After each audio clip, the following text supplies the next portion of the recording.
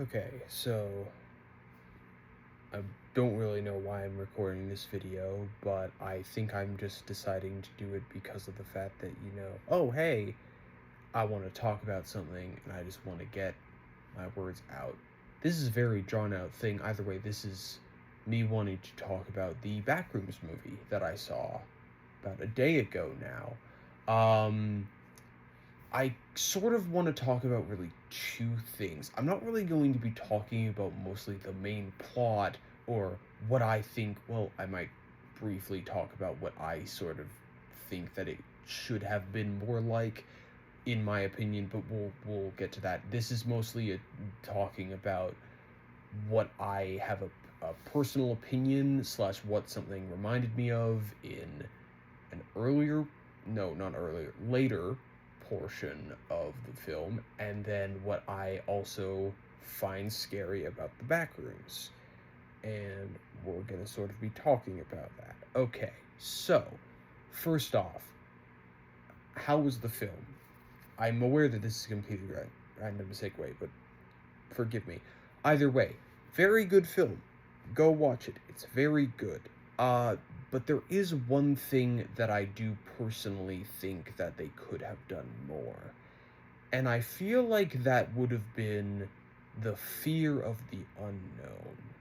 So, what I mean by that essentially is that the reason why the Backrooms is more terrifying to me is the concept of, oh, it's this never ending space that keeps going on and on and on, and there's basically no end to it. And I kind of find that more terrifying, if anything else, because when I was first exposed to the Backrooms, it was with, unironically, uh, Kane Pixel's first episode of his Backroom series, which is basically someone falling into the Backrooms, wandering around, they find a bunch of stuff, they find the bacteria entity, they run, they no-clip again, through the sky, fall to their death.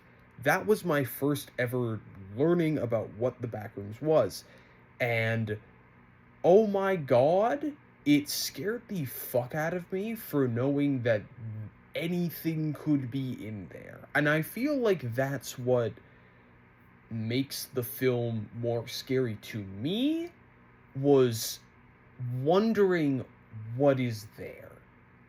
What's there? Is it a demon? Some sort of astral creature? Is it the bacteria monster? Who knows? Because at the end of the day, if they don't show the monster, you'll never really know what it is, and that sort of gets your brain to sort of think of the worst possible thing that it can imagine.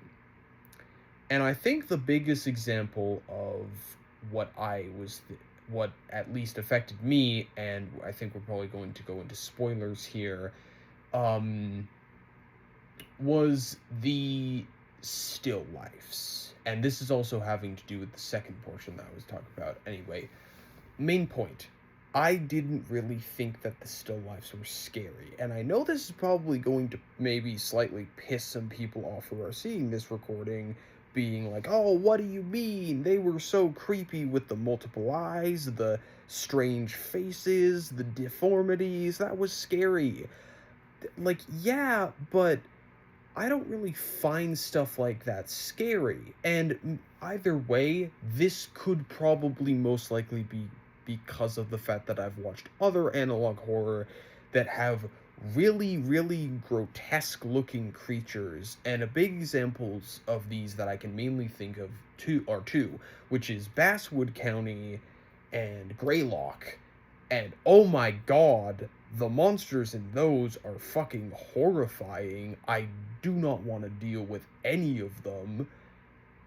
Hell, me recording this video, you probably can't see it obviously because of the still frame, but I'm actively sometimes looking out into my hallway to try and remind myself that there is not an entity there that's going to kill me. Yeah, that's basically, again, getting it back into that fear of the unknown, where you don't know what's behind that corner. It could be something horrific. And back to what I was saying about the still lifes. No, this does not mean that they are not creepy or eerie. Because one thing that I have noticed currently, at least, who knows, maybe I will decide to not upload this to Instagram, and then, oh, maybe someone else will say it before, but the still lifes remind me of the very earliest iterations of AI generated art. And I feel like this is sort of a weird thing that I'm surprised that no one has ever compared it to. And it's because of the fact that when AI art was like very developed earlier, um, it was so bad. Like, I remember looking at, like, AI generated art at, like, the very start, and I was like, oh my god, that looks horrible. It's never gonna be perfect. It looks so bad. There are so many problems with it. And in a way, that's also sort of like what the Backrooms is doing with the still lifes, and even the architecture itself, because when you look at the still lives, especially with what I'm going to call the red-haired woman still life, because her face was so fucked up, it was the equivalent to at least seeing 37 copies of a face smudged over a face. Like, it was weird and gross, but it also reminded me of the old AI art because of the fact that it was so wacky and weird and off-putting. And I actually kind of liked that because it also shows that, in a way, if the Backrooms was left to fester, it could, just like AI art nowadays, create almost identical copies to people. And I feel like that's the most terrifying concept of the Backrooms, because what's really stopping it from just replicating at least a floor that's literally identical to the real world? It's so off-putting, and they definitely left that up to interpretation at the end because of the fact that there were just so many places from the set in the IRL world, whether it was the furniture store, some of the houses, some of the stores next to the furniture store. It didn't really matter because it had constructed them almost perfectly. But at the same time, when you look at, like, the logos or the lettering, it's completely off. And I feel like that's a perfect example of whether or not it can evolve to get to this terrifying sense of identical imagery, where there is nothing that is going to make sure that the Backrooms is different from our world. And I feel like that's the most terrifying concept of it, because at the end of the day, sure, people aren't exactly, at least I'm hoping more people aren't going to go in there, but at the end of the day, it's gonna happen. And that's sort of gonna show that really there's really nothing stopping it from just making an identical version.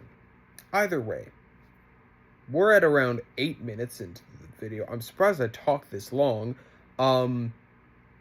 To anyone who has seen this, I hope you enjoyed my slightly verbally jumbled rant on the movie.